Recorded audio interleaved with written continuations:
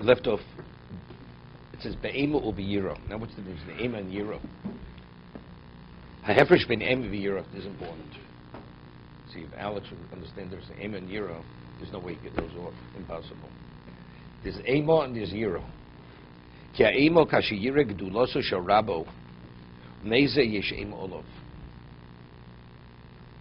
Va'yira kashi mabit katnusa shivlusu yorei.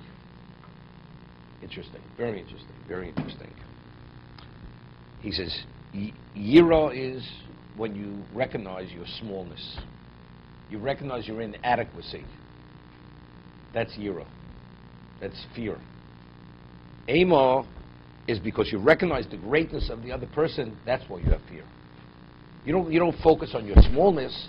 It's like it's a reverence for the greater person. That's Ema. Firstly, you have to recognize your inadequacy. What do I mean, my rabbi? I'm as smart as he is. I know as much as you know. You have to have Yira. You have to recognize what you need, your own inadequacy. And in addition, recognize your own inadequacy, you have to recognize the specialness of the teacher, of the Rebbe. Right? That's what he's explaining. You think two different things. It's a mindset. If a person comes to study, if a person comes to study from a teacher, why am I coming? Because what do I know? So there you're focusing on your inadequacy, your little degree of knowledge. So if I need, I'm coming to you. But I'm not focusing on, so you can provide. Now I'm focusing on the special, why the Rebbe is special, his greatness. So this is already touched upon reverence. This is awe. Because I recognize who you are. Of course, that may be the consequence of that may be you recognize how small you are, but it doesn't begin with that. Why am I coming to study? Because I'm in need of your teaching. So it's my need. And after that, we have Ema. You have to recognize the specialness of the Rebbe. No. Ema.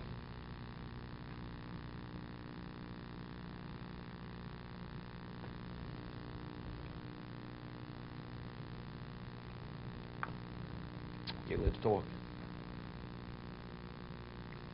We're speaking of the 40 ways to acquire. Are we speaking about a 15-year-old here? We're speaking of a person already is an accomplished Talmid Chacham. This is to acquire the Kesed Torah, to acquire, right, the crown of Torah. So we're talking about a person who already is at a level. I come to study under this person. Why am I studying? So right now, I don't recognize my need. He has what to offer, right? So, but you have to revere him. You have to recognize his dimension. After you recognize his dimension, maybe then you start focusing on your inadequacy. Regardless, as much as you need.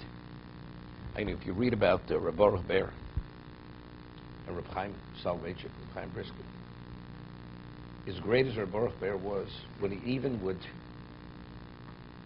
reflect on what his Rebbe said, he would start trembling. That was his level of awe and negation to his Rebbe. Reb Chaim was something special.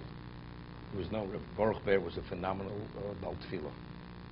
Not only he composed Nagunim, Reb Baruch Ber, phenomenal. But it was known Reb Chaim Brisker couldn't carry a tune.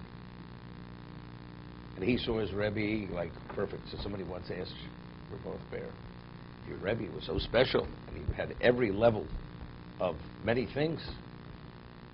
So why wasn't he endowed with the ability? Because we say Shar and Nagina is at a special level in the spiritual realm. So that means he's deficient. That part of his spirituality is closed off to him. When the person asked him the question, he started to like tremble. It doesn't say what he answered, but it's just saying, he's pointing out a deficiency in his Rebbe. To point that out, he had difficulty, even listening to it. That was the degree of reverence he had for Chaim.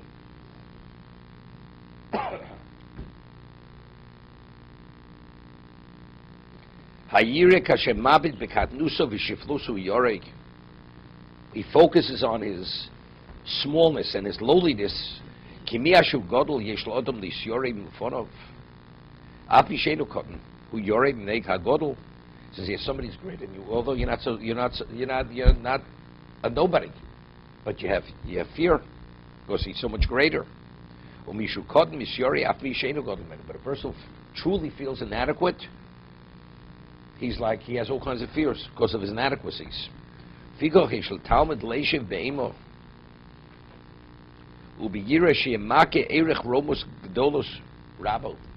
should recognize the value and the exaltedness and greatness of his Rebbe. He needs two things: to recognize the specialness of his Rebbe and his own inadequacy. I always say, what is reverence? Reverence is fear. Why is reverence fear? The word is fear. Whatever word you want to use. A person who has awe is fear. There's a fear. He's afraid. When you stand in the other person's presence, you feel fear. You're afraid. Why? The man's not going to hurt you. So what is inadequacy to cause fear? Inadequacy does cause. If you have a sense of your own inadequacy, you have fear. I'll give you an example. Right. And I was going to use the podiatrist this morning. Okay? Exactly. Howard took a course, how to cut calluses. Then he comes to Ernie. I think Ernie feels inadequate. Doesn't feel inadequate. Okay? But if Ernie goes before the ultimate podiatrist who innovated new techniques, and Ernie's technique is archaic, and he really recognized this, he has awe. Why? Because what gives a person a sense of value? What gives anybody any sense of value? Your accomplishment. Who am I? What I accomplish. But let's say it's revealed to you when your accomplishment is worthless. Then you have no sense of what you're worth. You have a sense of worthlessness. The moment a person has a sense of worthlessness, you have fear. Because what gives you that sense of feeling secure is your confidence. Confidence is because I know who I am. And now all of a sudden, who are you? What are you? That's fear.